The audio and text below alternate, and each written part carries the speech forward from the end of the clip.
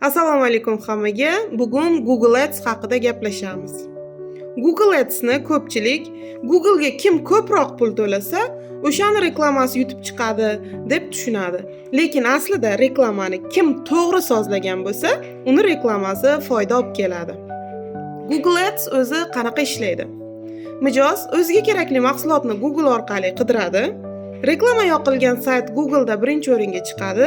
Mijoz saytga kiradi, yo murojaat formani to'ldiradi yoki telefon qiladi.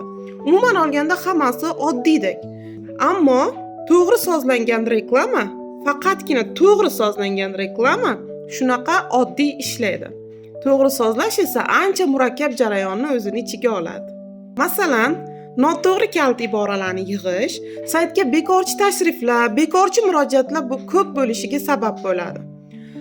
Noto'g'ri sozlamalar esa yeyilib ketadigan, katta mablag' sarflaydigan, lekin foyda olib kelmaydigan byudjetga sabab bo'ladi. Oqlaus komandasi, ya'ni biz reklamani shunchaki yoqmaymiz.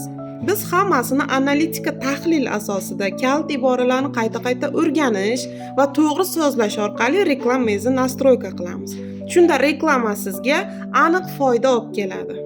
Bizga murojaat qiling.